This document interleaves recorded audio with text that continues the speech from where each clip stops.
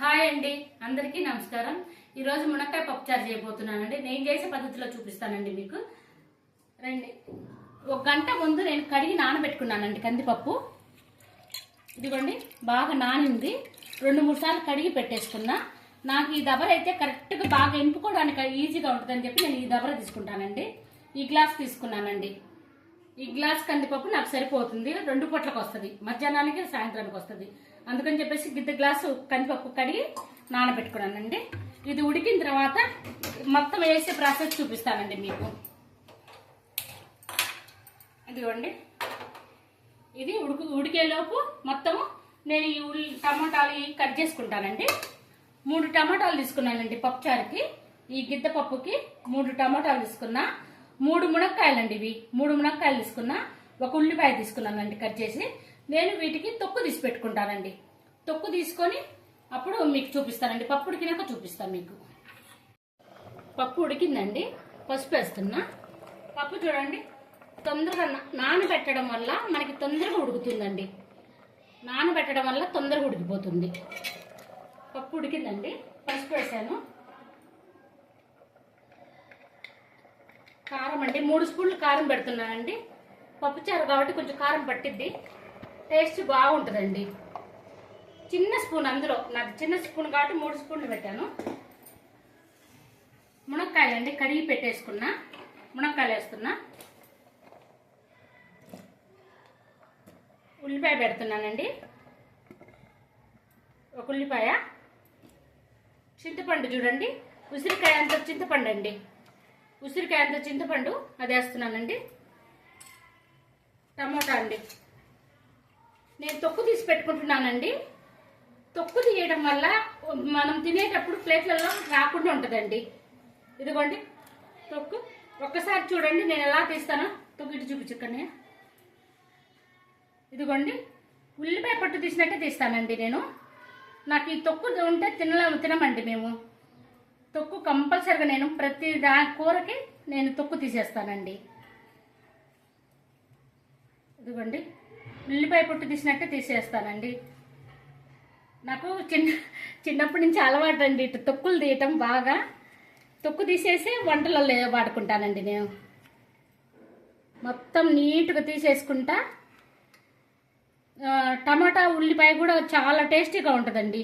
ఆ కర్రీ కూడా నేను కంపల్సరిగా ప్రతిదానికి నేను తొక్కు తీయాల్సిందేనండి. తొక్కు తీస్తేనే నేను కూరలలో వేస్తా. చూడండి ఎంత బాగుంటుందో తొక్కు తీయంగానే. ఉప్పు అండి, రుచికి సరిపడా ఉప్పు అండి. ఉప్పు కారాలు ఎవరి టేస్ట్ని బట్టి వాళ్ళు వాడుకోండి. ఇంకొంచెం వాటర్ పోయాలండి. పప్పుచారు కాబట్టి వాటర్ పోయాలి కంపల్సరిగా. పల్చగా పప్పుచారు ఉంటేనే బాగా టేస్టీగా ఉంటుందండి. మునక్కాయ పప్పుచారు అంటే పల్చగా ఉండాలి. చూడండి, వాటర్ ఎక్కువ వేసుకున్నా నేను. మునక్కాయ టమోటా ఉడకనిచ్చి ఇంకా ఆఫ్ చేద్దామండి. ఇంతే, మూత పెట్టేస్తా. చూడండి, మునక్కాయ కూడా ఉడికిపోయింది. మనం పెట్టిన టమోటా ఉడికింది, మునక్కాయ ఉడికిందండి. మునక్కాయ బాగా పగిలింది చూడండి. నేను మునక్కాయకి తొక్కలు కూడా తీయలేదండి. నాకు పై తొక్కలు తీస్తే ఇంకా సపరేట్ చేద్దామండి. ఇవి బాగా ఉడికిపోయిందండి మునక్కాయ కూడా. మునక్కాయకి పై తొక్కంతా లాగలేదండి. ఇది ఏమంటే ముందు ఇది కందిపప్పు నానబెట్టడం ఎందుకంటే మన కడుపులో గ్యాస్ అనేది రాకుండా ఉంటుంది. స్టవ్ ఆఫ్ చేస్తున్నానండి. మన కడుపులో గ్యాస్ ట్రబుల్ అనేది రాకుండా ఉంటుందండి. మెయిన్ కందిపప్పు మనం నిద్రలేయంగా నానబెట్టుకున్నాం అనుకోండి, ఇంకా చాలా మంచిదండి. ఎంత నానితే అంత మనకు గ్యాస్ రాకుండా ఉంటుంది. ఇది నేను చాలాసార్లు ట్రై చేశానండి. నేను అందుకని పప్పు అన్న రోజులు నిద్రలేయంగానే ముందు కందిపప్పు నానబెట్టుకుంటానండి. నానబెట్టుకుంటే తొందరగా అవుతుంది, మనకు గ్యాస్ ట్రబుల్ అనేది రాదండి. ఈ వాటర్ సపరేట్ చేసి మునక్కాయలు సపరేట్ చేసుకుందామండి.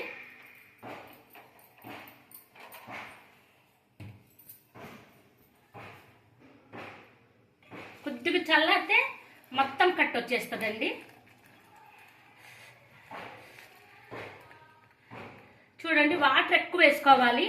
ఉప్పు కారాలు కొంచెం తక్కువ వేసుకుంటే బాగా టేస్టీగా ఉంటుందండి. పప్పు పులుసు కదండి ఇది. మునక్కాయ పప్పు పులుసు చాలా టేస్టీగా ఉంటుందండి. మా ఇంట్లో కర్రీ కన్నా ఇది బాగా తింటారండి. కర్రీ చేస్తే పెద్దగా తినరు కానండి, ఇది మాత్రం సూపర్గా తింటారండి. పప్పుచారులో ఎక్కువ మునక్కాయలు వేసుకుని మా వారికి అయితే చాలా ఇష్టం అండి ఇది. ఇంట్లో పిల్లలు కానీ మా చిన్నమ్మాయి కూడా ఈ పప్పుచారు పెట్టామంటే ఆ అమ్మాయి లొట్టలు వేసుకుంటూ ఉంటుందండి. అబ్బా చాలా బాగుందమ్మా, ఈరోజు ఎంత బాగా కమ్మగా ఉందమ్మా అని అంటుంటుందండి. అమ్మాయికి నేను చేసే వంటలన్నీ మా పిల్లలకి ఇద్దరికి ఇష్టమేనండి. నా వరకు నేను మాత్రం బాగానే చేస్తానండి. చూడండి ఇలా మెత్తగా ఎనుపుకోవాలండి. పప్పు మెత్తగా ఎనుపుకున్నామంటే చిక్కగా ఉంటుందండి, బాగా టేస్టీగా చిక్కగా ఉంటుంది. మనం సపరేట్ చేసుకున్న మునక్కాయలు కంది కట్టండి. ఇంకా చూడండి సూపర్గా ఉంటుందండి. అసలు ఒక్కసారి మాత్రం నేను చేసిన పద్ధతిలో ట్రై చేయండి, చాలా టేస్టీగా ఉంటుంది.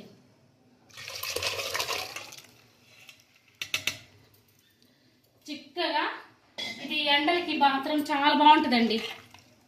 ఇంకా ఆయిల్ పెట్టుకున్నాను చూడండి, తాలింపుకి ఆయిల్ పెట్టుకున్నా. తాలింపు గింజలు వేస్తున్నానండి.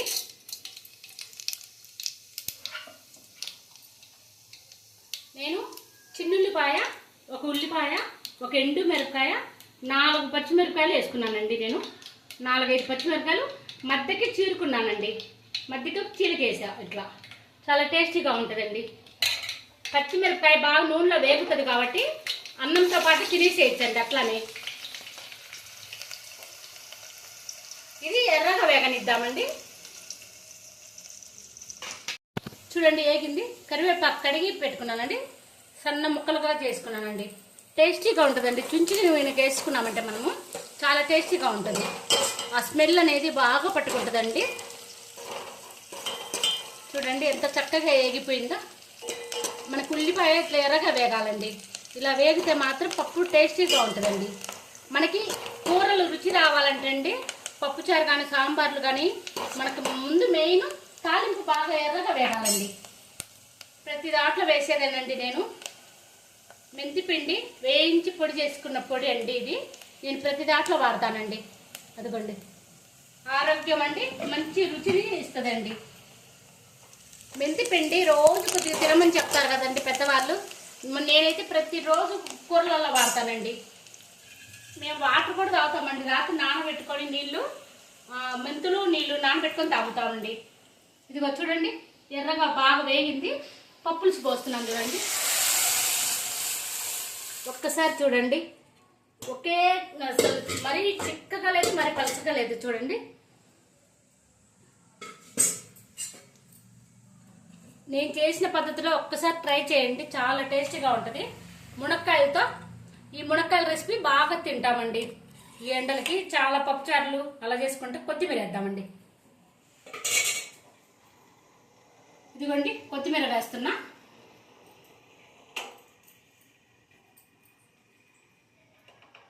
ఇదిగోండి నేను చేసిన పద్ధతిలో ఒక్కసారి ట్రై చేయండి. చాలా టేస్టీగా చాలా బాగుంటుందండి. మెంతిపిండి వేసాను లాస్ట్న, చాలా టేస్టీగా ఉంటుంది. ఒక్కసారి నేను చేసిన పద్ధతిలో చూసి చేయండి. నచ్చితే మాత్రం లైక్ చేయండి.